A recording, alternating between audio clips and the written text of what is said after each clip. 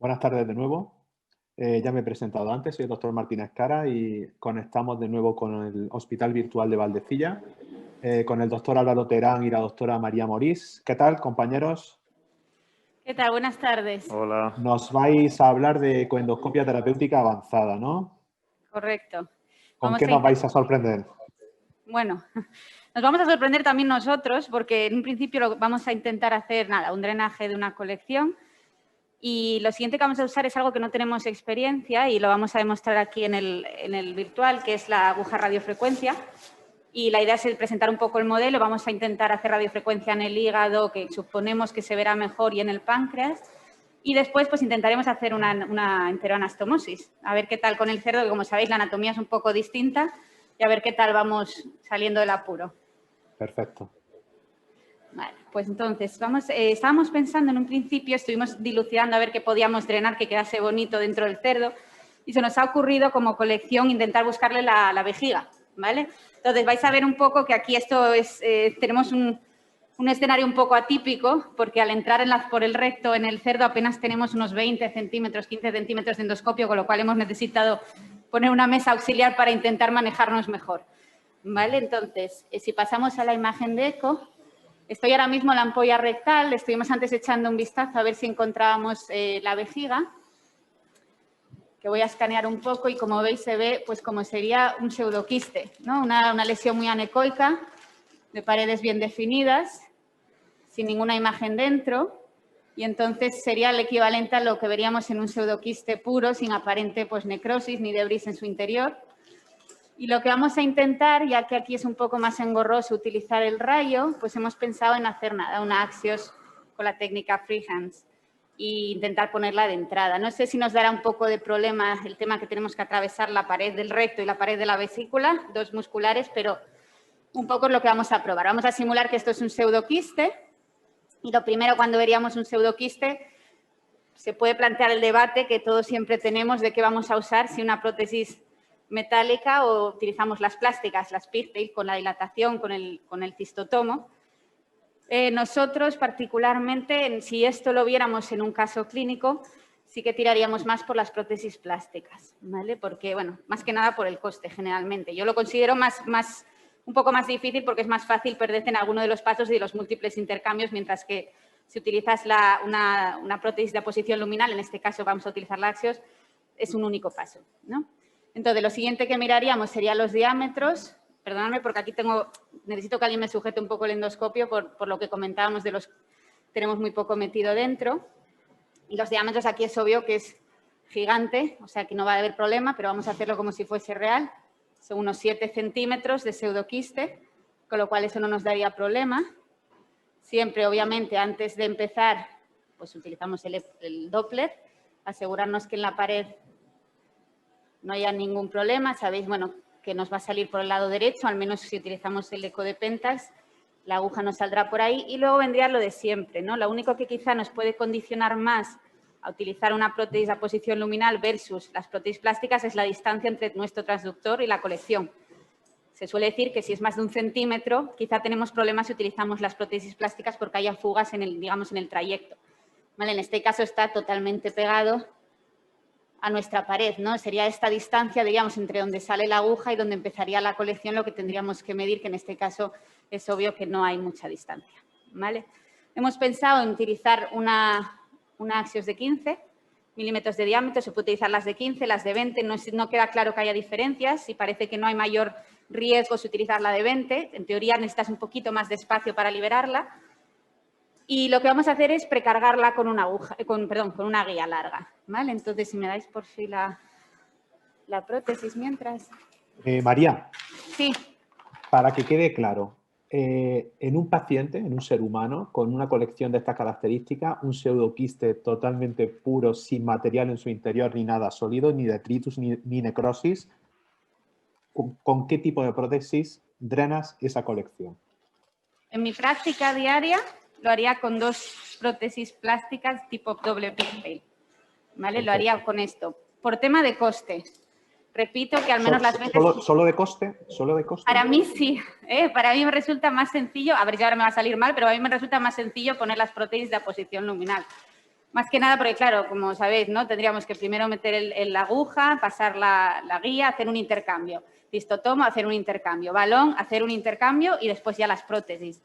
Mientras que aquí sería un único pase.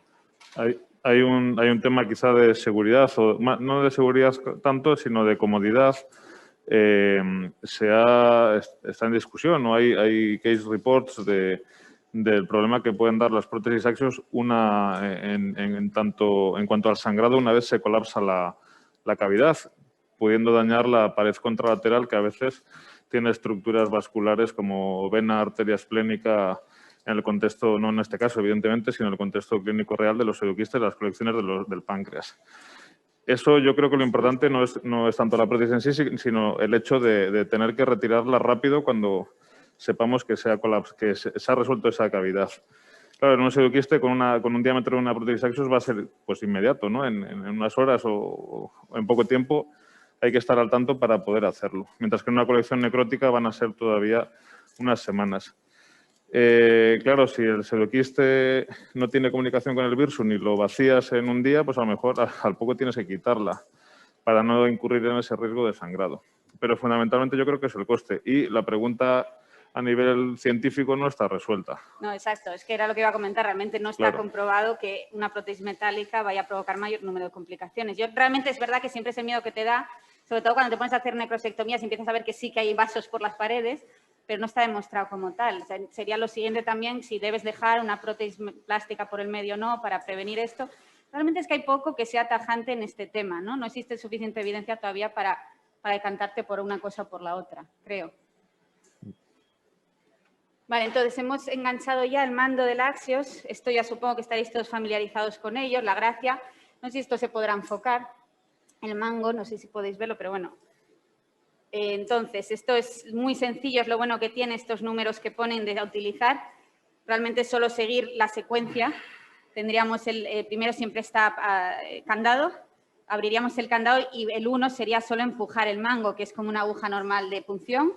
Volveríamos a candarlo otra vez. El 2 sería levantar la falange que va a quedar dentro de la colección. Después lo que haríamos con el 3, lo vamos a hacer ahora, es retirar la falange hasta, digamos, la pared. Y por último, el 4, liberar la falange proximal. ¿Vale? Entonces, cuando estás muy nervioso, están muy bien estos numeritos porque los sigues y no hay posibilidad de que te pierdas. ¿Vale? Me está sujetando Álvaro, por eso que hablábamos que tengo medio tubo fuera. Volvemos a probar y realmente no hay ningún tipo de vaso, entonces yo sí que prefiero quitarlo. Y entonces quitaríamos el candado y lo siguiente que tengo que ver es la aguja, el catéter de la Axios, que ahí está saliendo, ¿no? Tenemos que conectarlo, ¿eh? Sí. ¿Con qué potencia entras a la colección? ¿Con qué corriente? ¿Tipo de corriente y potencia? Normalmente utilizamos el AutoCAD, entonces para que no tenga coagulación en el camino, dicen que es mejor un corte puro porque entras más rápido y no está demostrado que haya más sangrado, que al principio es lo que nos da más miedo. La verdad es que aquí lo hemos tenido que modificar un poco antes que probamos, no sé si por las condiciones del cerdo, y hemos tenido que subir la potencia. Entonces, en teoría, una vez que se libera la prótesis y va a ir desplegando, va a ir expandiendo en las siguientes horas, eso probablemente le da un efecto hemostático sobre esa pared, sobre ese trayecto. No sé si puedes tú, Álvaro, desde ahí, porque a ver. Estamos un poco aquí raros colocados. Vale, voy a apoyarlo yo. Sí. Entonces, nada, una vez estáis viendo ahí arriba a la derecha, ¿no? El catéter. Sí. Y entonces siempre dicen de hacer un poco del tenting. Enfoca las manos. ¿Vale? Entonces, tenting es nada, que es básicamente tocar un poco la mucosa, no demasiado, para apoyarte sobre ella. Y ya básicamente sería entrar apretando, ¿no? Haciendo una presión ligera y apretando el electrocauterio. Estamos dentro, además se ve muy bien porque como es una colección anecoica, se ha visto muy bonito. No sé, esto es que se nos va un poco hacia los manos. Vale, lo ideal es que quede aquí un dedo, ¿no? Un dedo o 2 dedos, dependiendo de la mano que tengáis, de suficiente prótesis metida, del catéter metido. Y lo siguiente ya sería liberar. Vamos a, en este caso, avanzar la guía, que la tenemos precargada, a ver si se ve bonito, que es lo que quiero. En esta anecoica, no sé si estáis viendo cómo estamos avanzando la guía, lo cual en las prótesis anecoicas... En la imagen ecográfica, en grande, por favor. Ahí. cómo se ve, cómo avanza. Entonces, en las anecoicas sí que es verdad que es muy bonito esto, porque en las que tienes necrosis y debris, la verdad es que llega un momento que al menos yo que soy incapaz de diferenciar lo que es la guía y lo que son los debris dentro de la colección. Realmente ya tendríamos bastante, la verdad es que puedo entrar sin ningún problema. Ya voy a proceder a liberar la falange más distal, ¿vale? Vale. Entonces, lo mismo, intento buscar la punta del catéter. Voy a moverlo un poco para asegurarme que sí. Vale. Voy a ajustarlo aquí que se nos libera un poco. Y voy a ir liberando poco a poco. Se va viendo, tenemos la imagen ecográfica como se va abriendo, ¿no? La verdad es que esta se ve bonito, hasta que oyes el clic. Y después sería ya el paso 3, que sería traérmelo hacia mí, hasta que dicen que es la forma del balón de rugby. Aquí yo siempre es donde tengo más dudas de si tengo que tirar más o menos. Digo, siempre tengo miedo de sacarla. No sé si es posible o no, no sé si a alguien la pasa alguna vez, pero siempre es el miedo que tengo. Yo creo que lo dejaría aquí. Sí, yo creo que ahí está bien. Y luego es la siguiente parte, ¿no? Lo de liberar el extremo proximal. Antiguamente que se hacía con visión endoscópica, la verdad es que yo aprendí desde el inicio a hacerlo, a liberarlo dentro del canal y después empujarlo. Me resulta más sencillo que andar pendiente, como la visión del econdoscopio es una visión oblicua, me costaría más ver la visión endoscópica de la marca. Y entonces realmente lo que suelo hacer es liberarla dentro del canal y después empujarla con el paso 1, que en teoría no deberíamos ver nada en este último paso que estoy haciendo, por la imagen ecográfica. La estoy liberando y en principio no está pasando nada. Ya está totalmente liberada, pero está dentro de mi canal, ¿no? El extremo más proximal. Entonces, lo que voy a hacer ahora es empujarla fuera y para eso tengo que perder la posición. Si yo la empujase fuera en la misma eje en el que estoy ahora, la colaría dentro de la colección. Entonces, vuelvo a liberarlo y ya lo que hago es básicamente quitar el wheel up y ya separarme de la pared y empujarlo hacia otro lado. Entonces, ya sí que pongo un poco la visión endoscópica. No sé si podéis poner la ecográfica en la endoscópica y quitarme a mí o las tres, si fuese lo ideal. Sí, pasar quizá la endoscópica en grande y la ecográfica en...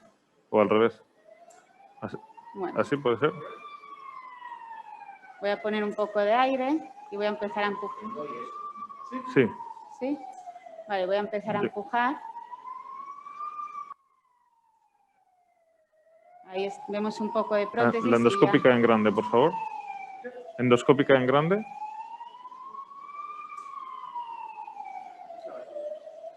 Y ya está, liberada, ¿no? Eso es. Y aquí sale, no sé qué sale, supongo que es orina. Claro. Espero. Claro, no estoy acostumbrada a que salga orina de lo que drenamos. Está saliendo a chorro. A chorro, de hecho, estamos teniendo un problema ahora mismo en la sala, pero quiere decir que al menos estamos donde teníamos que estar. María, ¿no utilizáis nunca fluoroscopia? Sí, realmente, a ver, nosotros aquí porque nos resultaba más difícil poner el setting, pero sí, siempre. La verdad es que a mí me ayuda mucho, sobre todo si hay algún problema en el camino. Alguna vez que he tenido algún problema a la hora de liberarla y dejar la guía en situ, volver a recolocarla o posar una prótesis recta, sí, yo siempre, si puedo, uso la fluoroscopia. Es una ayuda añadida. Claro, lo que sí he visto yo también hago la liberación intracanal. A mí me da mucha seguridad hacerla de ese modo. Sí, sí, sin duda. Yo todo Porque lo que cuando te encabezonas en verla desde el punto de vista endoscópico, corres el riesgo a veces de perder la posición. Totalmente, sí, totalmente. Sobre todo aquí era más sencillo porque estamos en el recto y estamos con el endoscopio recto. Pero en el estómago ya te empiezas a doblar un poco la punta, a veces a hacer un poco de retro. En el momento en que quieres ver y tienes el chip cambiado a lo mejor de que es una visión frontal o lo que sea, yo pierdo la posición. Entonces intento evitar hasta el final, que ya veo la prótesis, ver por endoscopia. Sí, yo creo que es lo mejor. Y además ahí yo añadiría la seguridad de la guía, ¿no? Con esta, bueno, alguien le llamó a esto freehands híbrido, entrar con la Axios directamente precargada con la guía, que es lo que ha hecho ahora María, ahí la estáis viendo, de tal forma que una vez que accedes a la cavidad puedes tener la guía allí por si acaso tienes algún problema. Esto en una colección tan líquida, tan ecoica, tan pegada como esta, pues quizás es poco probable que te suceda, pero hay otras situaciones donde es de mayor utilidad, ¿no? Como pueden ser la vesícula o el colédoco. Y es un recurso que, bueno, si entramos directamente con la Axios vamos a evitar por los pasos intermedios y el coste también de esos otros materiales, como sería la aguja para introducir la guía y y el resto de materiales para crear el tracto. Pero también acabaremos teniendo la guía, ¿no? Para esos contratiempos o problemas que pueden surgir. Vale, pues sí, mira, aquí está. Si queréis, vamos pasando al siguiente, porque si no nos vamos a quedar sin tiempo. Sí. Vale, entonces lo que voy a hacer es sacar aquí. Lo sacamos. Sí, lo saco. Vale, yo, si quieres. Entonces, para el siguiente Y cosita... perdón, y un último comentario sobre la guía. Si es una colección que no es totalmente anecoica, suele recomendarse, aunque tampoco está bien definido en la literatura, colocar un pigtail que evite que se nos tapone con esos detritus, con esa necrosis, la propia Axios, para que drene correctamente, colocar un pigtail, para que al menos pueda seguir saliendo en parte pues ese pus o ese líquido infectado. Si ya tenemos la guía, pues nos va a ayudar a después ir detrás con esa prótesis pigtail que podemos insertar con el propio ecoendoscopio. Álvaro, ¿Sí? en pacientes en los que drenáis colecciones necróticas con abundante contenido sólido, en esos pacientes soléis dejar sonda nasoquística, drenaje nasoquístico para hacer lavados. Buena pregunta. En ocasiones, y al menos lo que yo he ido haciendo al principio era más fan de esto. Tampoco está aclarado en la literatura, ni mucho menos. Y al final acaba siendo una impresión un poco subjetiva. Casi que lo utilizas más en aquellas que lo ves más difícil, de que es aquello más pegajoso, más masacote, que crees que no va a ir saliendo solo, que va a ir drenando por sí solo, sobre todo ese contenido sólido, pero tampoco sé cuánto aporta en esos casos tan difíciles ese casi gota a gota que le dejamos con una infusión continua de 1 litro aproximadamente al día, ¿no? Porque cada uno se piensa que, o sea, creo que no es lo mismo y creo que es más útil los chorros o los lavados que podemos dar con fuerza con el endoscopio cada pocos días que ese gota a gota prácticamente, que es el drenaje nasoquístico. ¿Con qué frecuencia soléis establecer las necrosectomías? ¿Perdón? Las necrosectomías, ¿cada cuánto tiempo? ¿Cuántos días esperáis? La respuesta es según lo necesite el paciente, ¿no? Así de fácil y así de difícil. Y según vayamos viendo, ¿no? Según lo vamos bajando. Claro. Si hace fiebre, si no, sí. Es muy variable de un caso a otro y es lo que dice María. En ocasiones hemos estado haciendo cada 2 o 3 días, en ocasiones cada más y también varía muchas cosas. No es lo mismo un paciente que está en la UCI intubado, que te sacas un rato y casi vas cada día si puedes, porque encima ese está más grave, que uno que está pues más o menos en la planta, que aunque tenga parámetros inflamatorios o de infección en la analítica, pues está más o menos bien y sigue comiendo. O incluso alguno que tiene esa necrosis que parece difícil de que salga, pero que está en su casa, ¿no? Hay todo un espectro de pacientes muy difícil que yo creo que hace también difícil sacar conclusiones de la propia literatura, porque la colección necrótica está dentro de un paciente que es muy diferente unos de otros. Lo cierto es que el abordaje de este tipo de pacientes, para los que nos formamos en una época, no hace tantísimos años, en los que no había pues esta técnica de necrosectomía, el abordaje ha cambiado drásticamente. O sea, yo recuerdo de residente de forma muy dramática cómo los pacientes tenían complicaciones locales de este tipo y se convertían en un verdadero problema. Y ahora, siendo un problema muy serio, hemos conseguido con este abordaje dar respuesta, y de forma bastante óptima. Sí. Ahora. Pues vamos a continuar. Sí. Vale. Entonces, lo siguiente que queríamos mostraros es lo que no hemos usado todavía, que es la aguja de radiofrecuencia, y vamos a probarla aquí nosotros. Sí, sabemos que varios centros nacionales, no sé si vosotros tenéis experiencia ya, pero ya lo están usando, en nuestro caso no. Y básicamente va a ser una demostración también para nosotros de cómo lo vemos endoscópicamente, cómo se ven los cambios. Solo quería presentaros un poco lo que consiste todo el equipo. Digamos, entonces tenemos un generador, el generador es monopolar y el generador está programado para hacer una potencia definida, que tú la ajustas aquí. Entonces, por defecto se suele usar 50.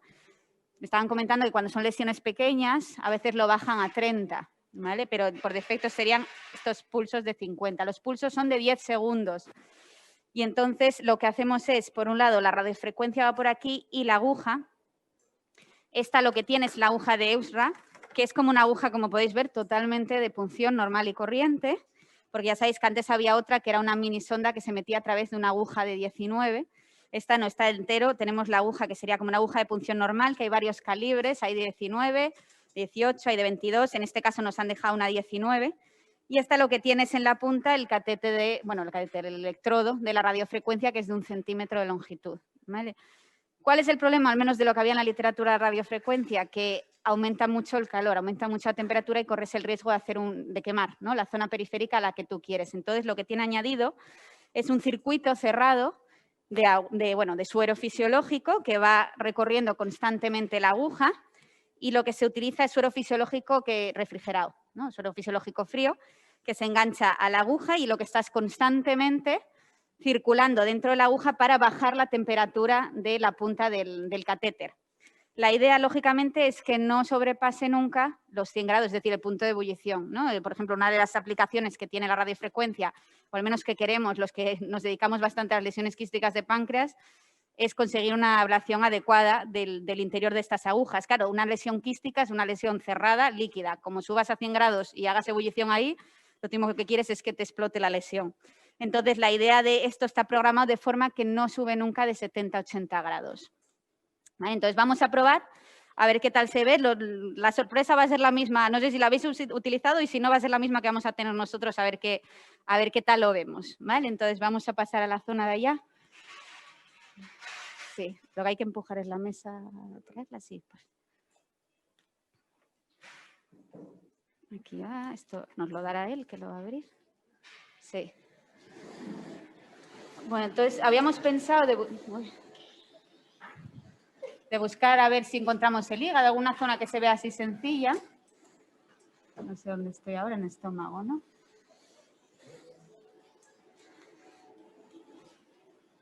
Sí.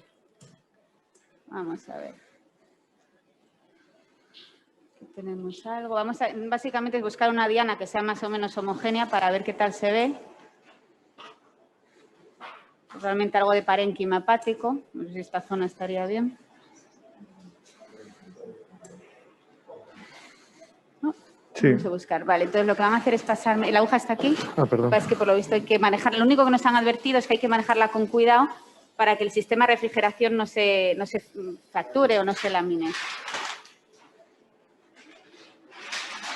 Lo que no he comentado, ¿no? Es un electrodo de 1 centímetro. La idea es que hace 1 centímetro cuadrado de ablación por en esos 10 segundos, de tal forma que si tú tienes una lesión de 5 centímetros, lo que haces es hacer la ablación de distal a proximal.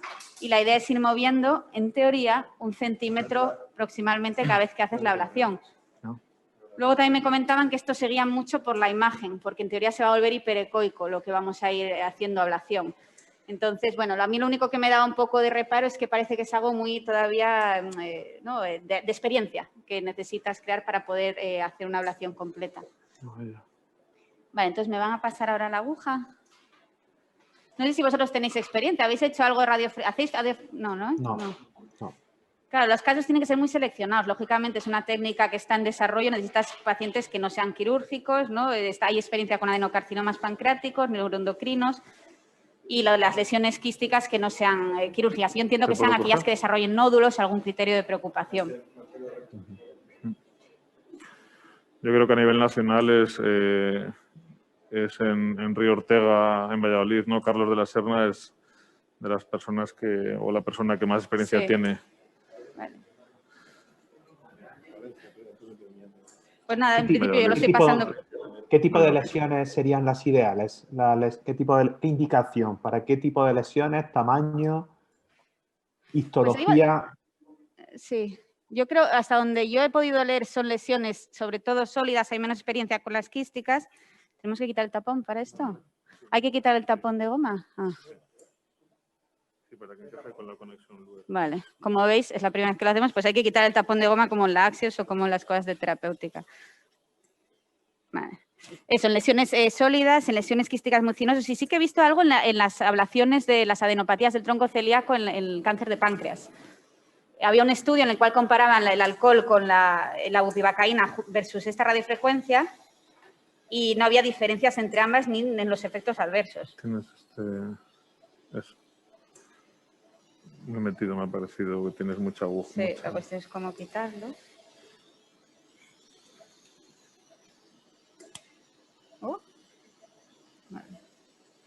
Perdonar la... Ah, esto se tira hacia afuera. Para subirla es así, vale, Vale. hacia afuera. Bueno, el botonín hay que Perdón. subirlo hacia afuera y no girarlo, vale. Ahora Pues muy conectamos bien. el irrigador. El diseño, digamos, de lo que nosotros tenemos aquí fuera del electrodo se parece a una aguja de copunción, pero con esas peculiaridades que os decía María, ¿no? Del sistema irrigador para refrigerar. Sí, porque tengo mucho artefacto. Vamos a buscar otra vez un lugar bueno. Yo creo que más o menos. No querría tocar el árbol biliar para que se vea bien. Epa. Perdón. Ah. Ahí puede ser. Lo que pasa es que no... Ahí. Vale, pues vamos a probar ahí.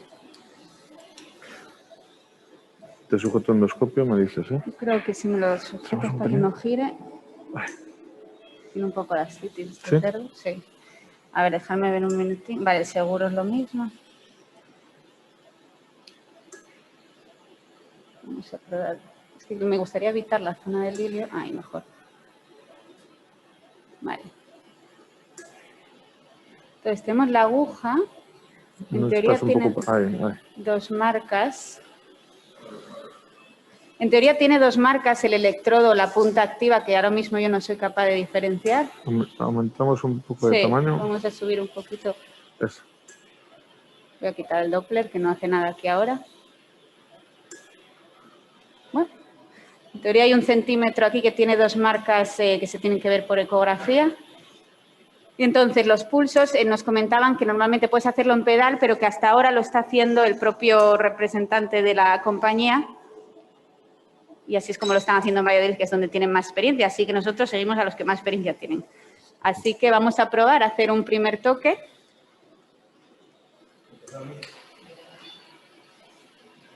Ahora mismo estamos dándole esos 10 segundos. Mira, ya se empieza a ver, sí, la verdad Ahí es que se ve el artefacto. Se ve.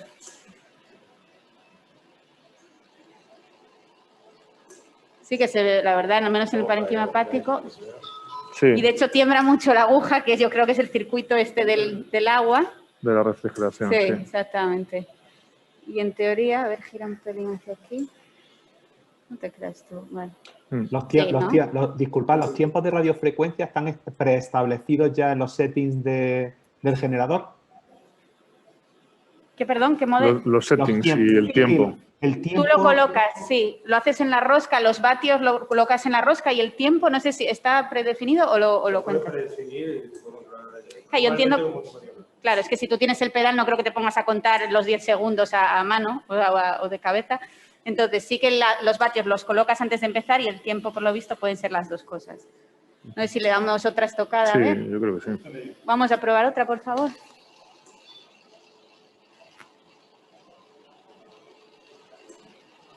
La verdad es que en el momento que sale se ve muy bien, ¿no? Y luego yo sí que pierdo un poco la referencia. Debe ser también la inexperiencia de no estar acostumbrado a verlo, claro.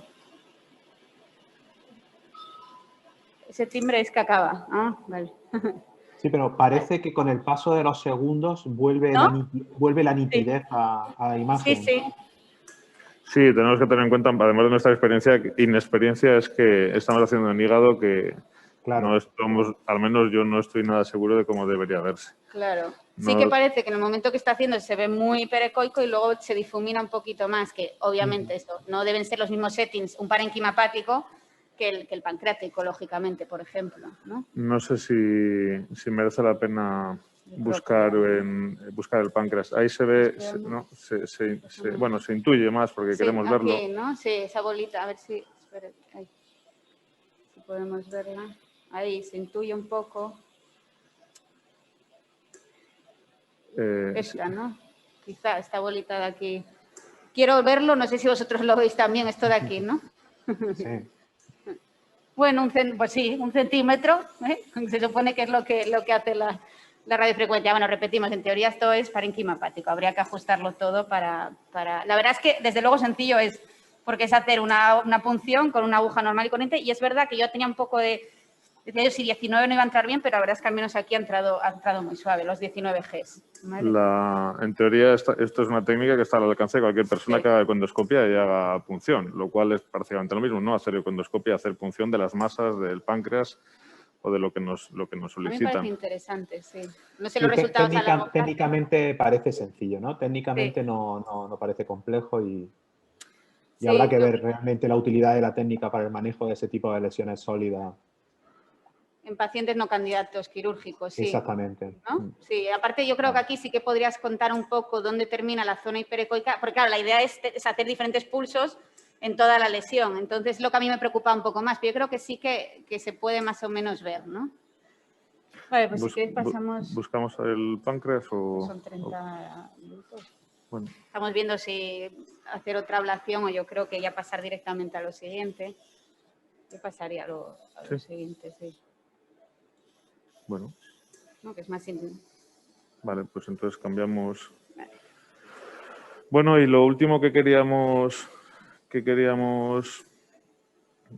mostraros esta tarde y insistiendo con la utilidad de la simulación en el modelo animal es una gastroenteroanastomosis. La peculiaridad que tenemos en el modelo del cerdo es que el duodeno no hace una C, no baja hasta la segunda porción duodenal, no hace una segunda rodilla y va de derecha a izquierda a la tercera porción duodenal, sino que baja, la segunda porción duodenal es más larga, baja hasta el riñón y a ella se refleja y hace una serie de vueltas, con lo cual no vamos a poder hacer la... Perdón, cambiamos al colonoscopio para echar agua, yo creo. Sí. Sí. Ponemos el colonoscopio para echar agua. Y entonces no vamos a poder hacer la técnica que nosotros hacemos habitualmente, que es pasar un drenaje nasobiliar a través de la estenosis para llevarlo hasta aproximadamente el ángulo de Treitz.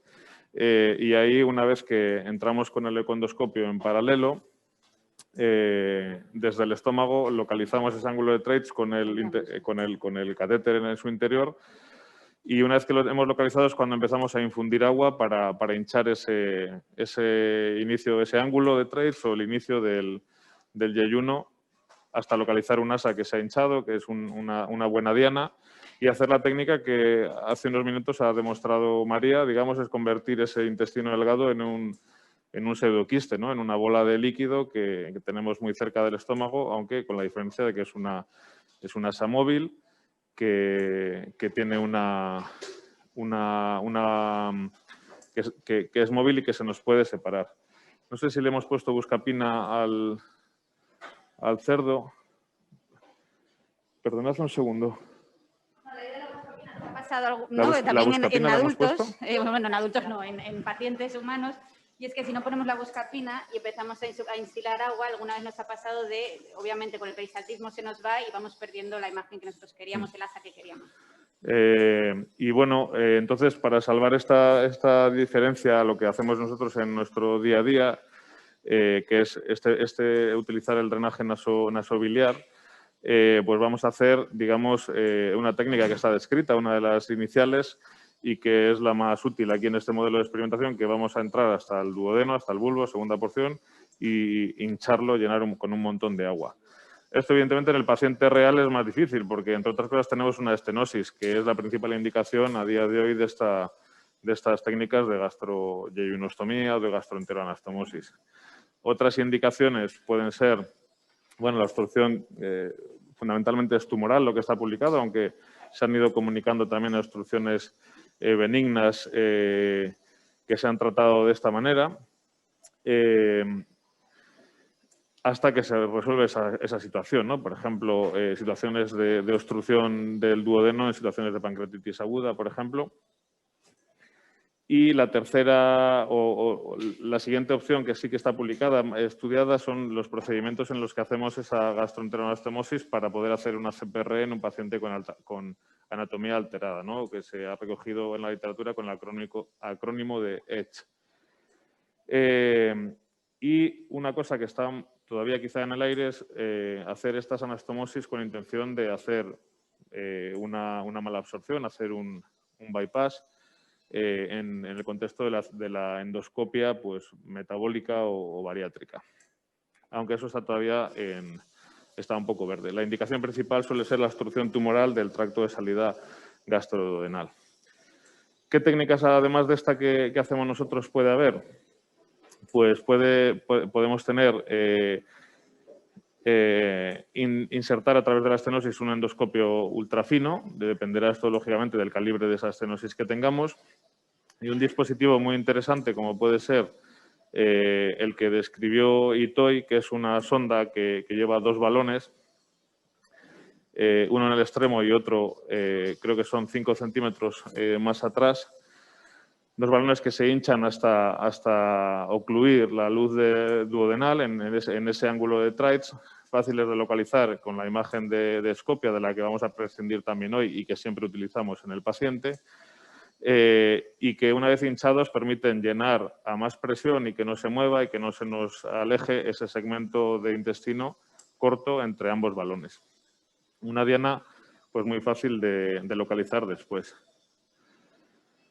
Hay descritas incluso otras técnicas que es hacerlo de forma retrógrada. Si conseguimos pasar un endoscopio terapéutico, aunque en el contexto clínico yo no lo acabo de ver factible, porque casi siempre hablamos de estenosis, y hacerlo desde ese duodeno hacia el estómago. ¿Cómo haríamos esto?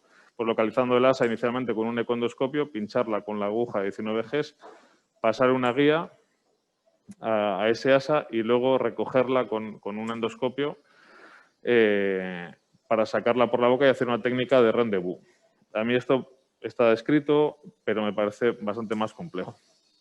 Y ahora, para demostrarlo, cómo haríamos una gastroenteromastomosis en el modelo animal, pues vamos a utilizar, ya digo, una estrategia de llenar de líquido, de agua en general, que utilizamos siempre teñido con azul, y llenar va a ser, pues llenarlo. Vamos a echarle pues entre medio y 1 litro para encontrar una diana y que seamos eficaces no solo en la gastroenteromastomosis, que la vamos a poner en la diana que encontremos fácil, sino para demostrar el procedimiento y que eso se puede entrenar también en el modelo animal, ¿vale? Muchas de las cosas que estamos demostrando esto entre ayer y hoy aquí no solo es el procedimiento en sí, sino la utilidad de la simulación con modelo animal y también plástico. Por ejemplo, ayer vimos que nos puede servir para no hacer la primera vez de esto en un paciente que tiene pues, unos riesgos como conocéis y que hemos comentado. El principal problema de esa técnica es la posibilidad de que durante la inserción de la axios quede mal posicionada.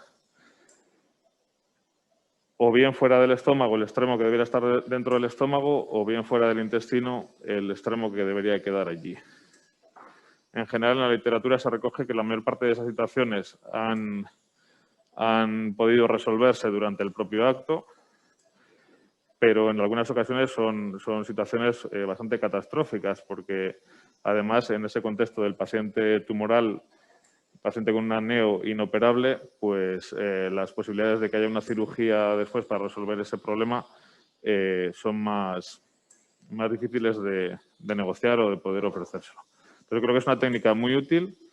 Nosotros hemos empezado en el último año a hacer los primeros casos. En teoría la literatura es poca en este sentido, pero parece que con mejores resultados que las prótesis enterales en el píloro duodeno y que está ganando pues, protagonismo también en nuestras unidades en los últimos tiempos, ¿no? En los últimos pues, 1 o 2 años, cuando es un procedimiento que se ha descrito por primera vez en pacientes hace 4 o 5 años. No sé si vosotros cómo hacéis, Juan Gabriel, o... Pues, hombre, la ¿algún comentario?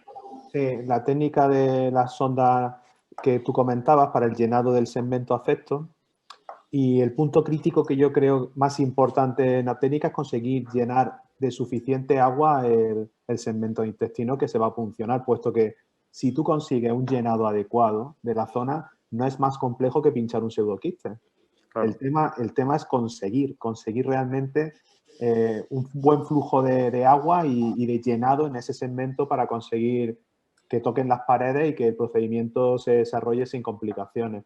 Yo creo que es el punto crítico, el conseguir el llenado Sí. Consigues Lo bueno, un grado.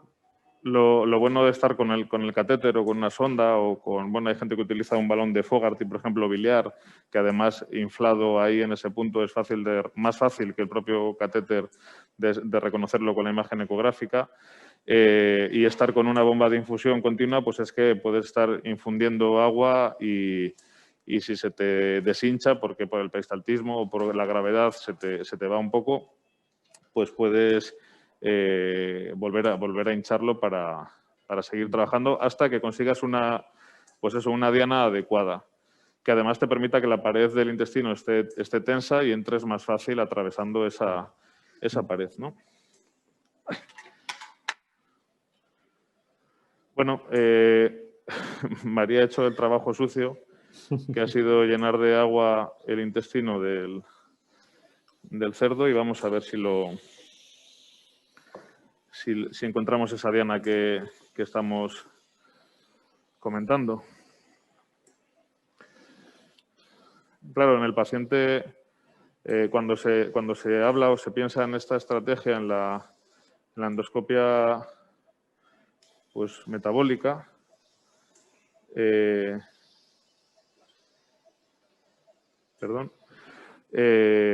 a mí siempre en el paciente con un tumor, prácticamente da igual donde coloques la prótesis, ¿no? Si lo pones un poco más abajo en el yeyuno, pues dará igual, tú solo quieres salvar la obstrucción.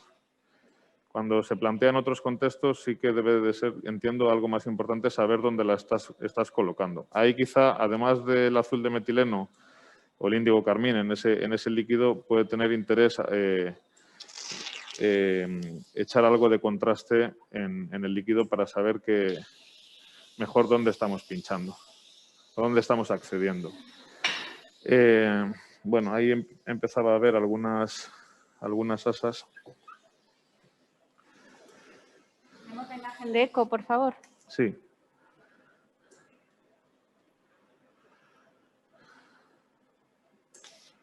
No consigo aspirar bien el estómago de aire ahora.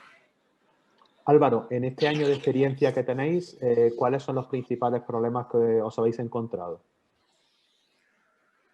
El principal problema es encontrar la diana e hincharla en condiciones.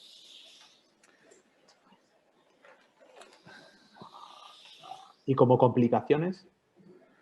Como complicaciones, pues una que es bastante difícil, que es colocarla en el colon.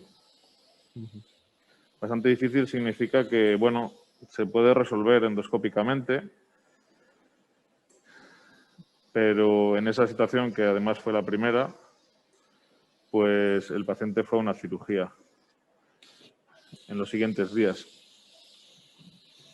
La prótesis estaba en su sitio, la prótesis funciona, la fístula que hace no se mueve. Son unas prótesis que, bueno, aquí en este entorno del animal, cuando terminamos muchas veces, hacemos una necropsia para ver dónde hemos puesto la prótesis, si la hemos puesto bien, y uno tiene que hacer una cierta fuerza. Esa prótesis es muy difícil que se salga por sí sola del estómago. Supongo que la única situación podría ser si tenemos una tensión, si la hemos colocado en una asa que quede muy alejada o así. Si no, es muy difícil que esa prótesis se vaya a desplazar por sí sola. Lo que quiero decir es que esa vez que la pusimos en el colon estuvo unos días hasta que el paciente se le operó y no hubo ningún problema con la fístula, ni hubo una peritonitis. Era un paciente que tenía un poco de ascitis incluso.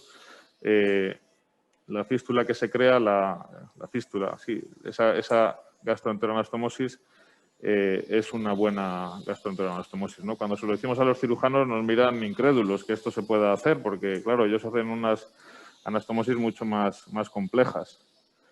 Mejores, evidentemente, pero para algunas situaciones esto creo que debería pasar a ser la primera intención. Bueno, estoy viendo qué asa tengo más adecuada. Claro, aquí como hemos echado mucho agua de golpe, pues tengo varias igual de hinchadas. Me gustaría coger una en sentido longitudinal, en la dirección de mi aguja. y estoy intentando decidirme. Voy a ir pasando la Axios para tenerla ya a mano y ya elegir la diana definitiva para colocarla. Vamos a colocar una de 15, porque es la que tenemos en este caso, de 15 milímetros de diámetro, aunque en principio solemos utilizar de 20.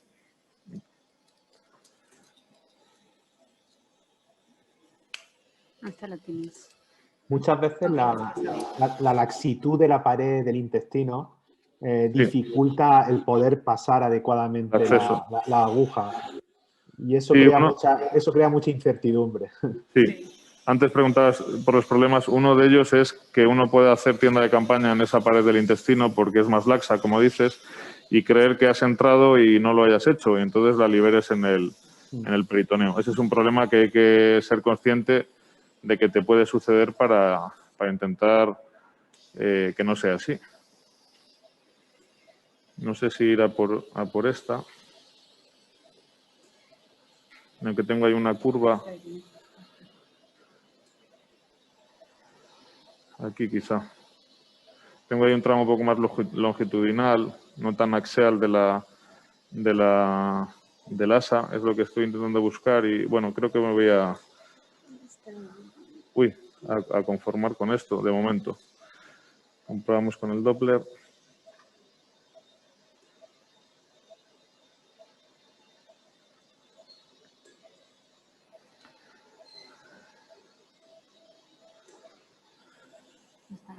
Sí, vamos a conectar ya la Axios. Y bueno, la técnica en sí mismo, pues es lo que dijo María. Lo que sí que antes para el pseudoquiste, lo que sí que no se recomienda en principio sería aquí el de insertar la guía después, salvo que creas que ya estás teniendo un problema, porque la guía puede empujarnos el asa más allá y eso crearnos el problema, lejos de ayudarnos. Entonces, bueno, ahí veis la prótesis, que estoy tocando la pared gástrica. Entonces avanzo hasta ahí. Ahí estoy tocando y voy a ir accediendo ahí.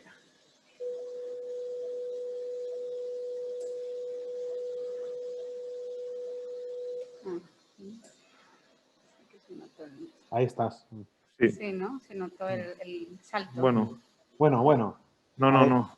Ahí puede haber dudas por lo que hablábamos, de la pared ojo de... No, ahora sí que estoy. La pared de este. Eso puede suceder y ser un problema porque, bueno, uno empuja esa pared, ¿no? Aquí tengo que cerciorarme que tengo suficientemente metido y aquí creo que la escopia es un punto extra. Aquí no la tenemos por las dificultades que teníamos de contar con el arco de rayos, pero bueno, estoy introduciendo el catéter ahora al empujar la Axios hacia adelante con el paso 1, se me mueve muy libre y creo que sí que está realmente dentro del intestino. De hecho, la voy a liberar aquí, creo que no la voy a controlar la liberación, también como lo vio María. Y voy a liberarla, digamos, bastante pasado hacia adelante para asegurarme que la tengo dentro del asa. Voy a hacer el paso 2 ahora para liberar.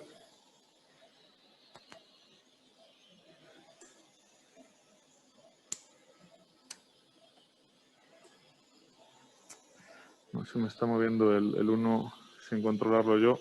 Aquí esto no debería estar sucediendo, debería de tener control ecográfico y he perdido el asa.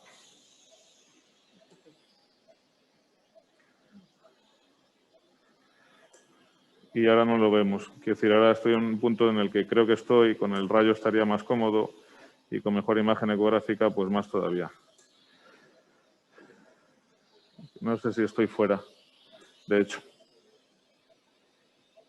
Voy a seguir liberando, no lo tengo nada claro.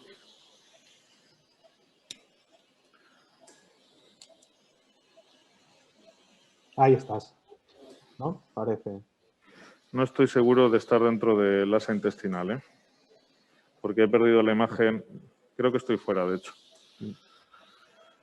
He perdido la imagen, sí. No, estoy... Sí, está fuera. Bueno.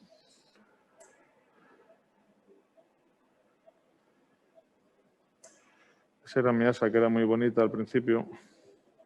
Pero lo que está sucediendo, Álvaro, es algo que es bueno que la gente No lo- vea. bueno, ahora, sin embargo, en esta imagen Sí, diría parece que que sí. diría que puedo estar bien. Lo que no debería haber sucedido es que yo perdiera el control del asa y cuando entraba y la liberación de la prótesis. He tenido ahí un problema que, bueno, me he despistado y eso es fuente de problemas. Ahora vuelvo a creer que estoy dentro, voy a liberarla haciendo el paso 4 para liberarla dentro del canal y comprobaremos. Si estoy mal, pues tendríamos que rectificarlo, lógicamente.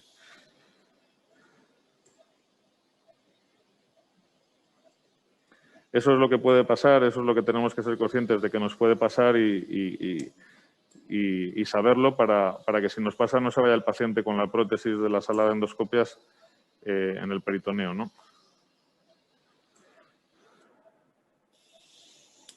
Si nos pasa que sepamos y que se lo podamos reconducir.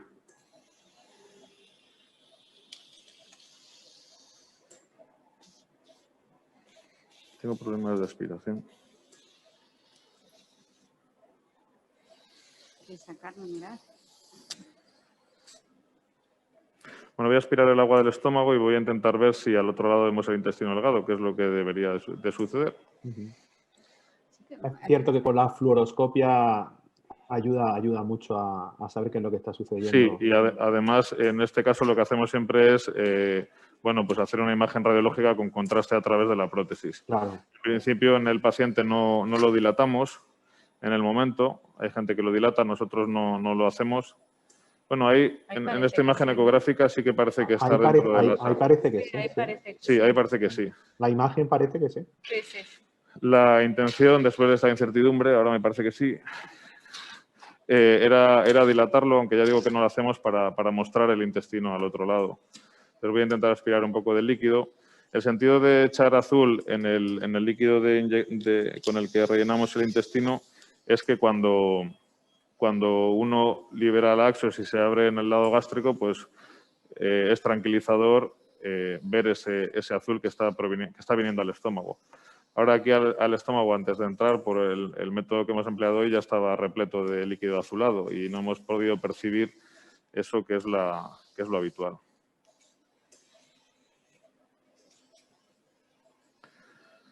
Tengo algún problema de aspiración y de insuflación con las válvulas del tubo. Quizá podemos cambiar al endoscopio. No, es que estoy sin el tapón aquí. Y ya acabar de ver si está en el sitio.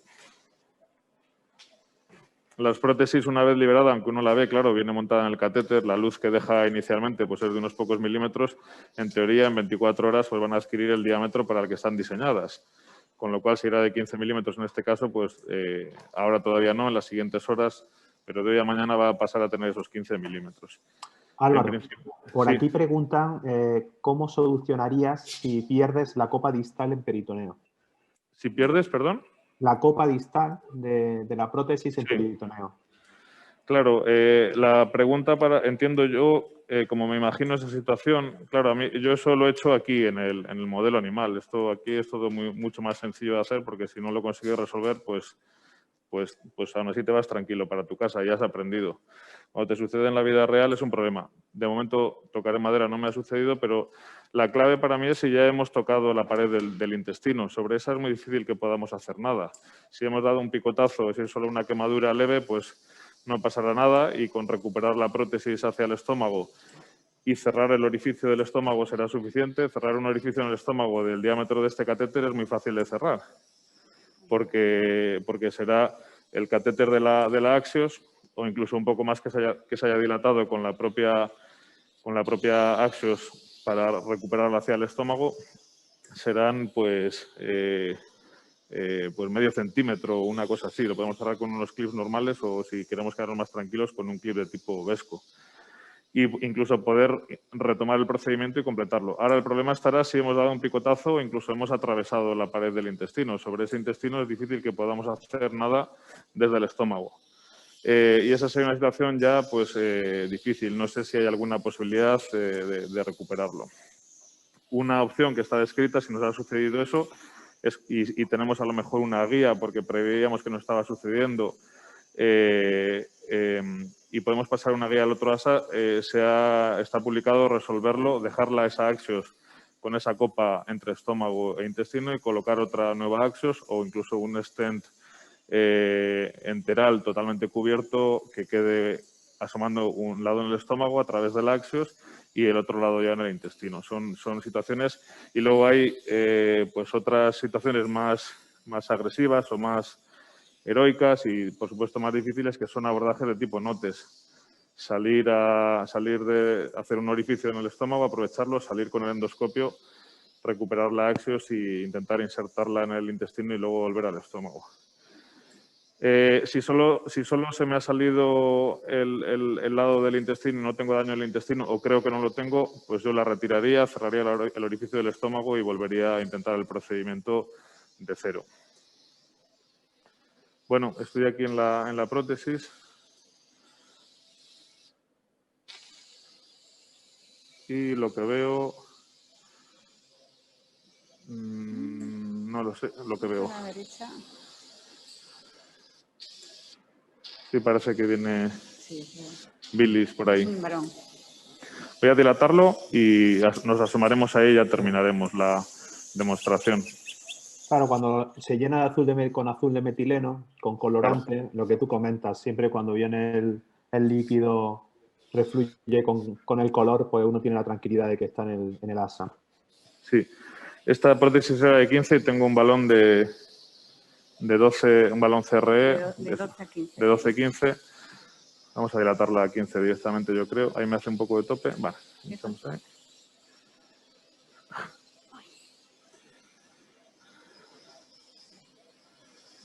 Me habías traído. Bueno, yo creo que puede valer. Deshinchamos. Esto, como lo hacemos con escopia, yo no suelo hacer el minuto habitual de la estenosis de esófago o así. Hago la dilatación hasta que veo que la prótesis ya ha adquirido el diámetro para el que está diseñada, que es en pocos segundos, porque no es una estenosis dura. Estamos dilatando esa pared gástrica e intestinal. No.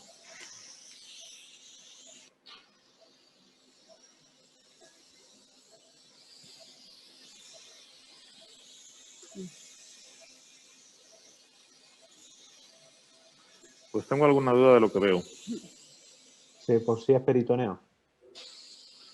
Sí, de hecho creo que lo es.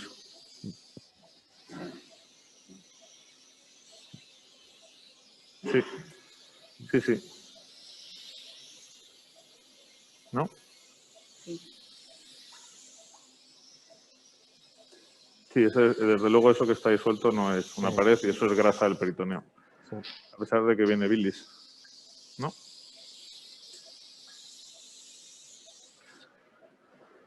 Bueno, mala demostración. Es el peritoneo.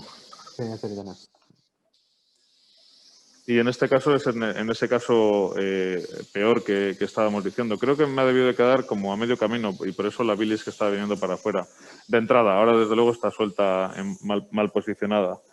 En ese caso peor que decíamos, porque sí que creo que he dañado la pared del intestino delgado, porque pensaba que había entrado. No es como si, bueno, tienes dudas o te has quedado directamente a medio camino por algún motivo. Con lo cual, ese daño al intestino delgado pues probablemente conduciría a una peritonitis en las siguientes horas, por más que yo le colocase una nueva prótesis en otro lado.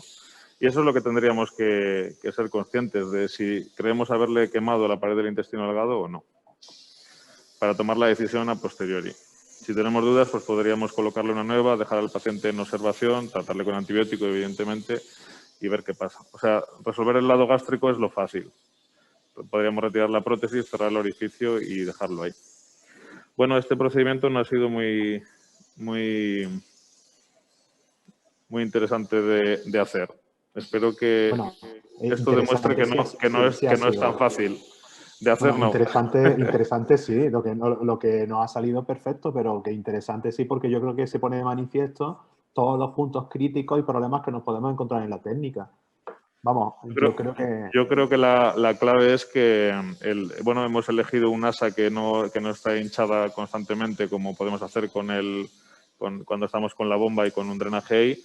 y luego no haber percibido. El momento ese en el que perdí el control, ese ha sido clave, porque, bueno, al final he liberado la prótesis sin estar viéndola, pues cruzando los dedos pensando que está ahí. Evidentemente esto en la vida real no debe suceder, tenemos que estar totalmente seguros. Y la falta de escopia, que ahí habría ayudado, creo. Bueno, compañeros, hemos llegado al final del tiempo. Yo quiero destacar primero la juventud que transmitís, la capacidad. No es fácil ponerse delante de tantísima gente en directo a hacer técnica endoscópica avanzada y lo cierto es que lo habéis hecho maravillosamente y con una capacidad docente que tenéis excelente. A Álvaro lo conozco, a ti no te conocía, María, hasta ahora, pero tengo que destacar también tu grandísima capacidad. Así que enhorabuena, ¿eh? Bueno, muchas gracias, Juan Gabriel, y nada, encantados de haber estado aquí este par de días con todos vosotros y que haya servido todo esto. Muy bien, muchísimas gracias, ¿eh? Y enhorabuena. Gracias. Gracias.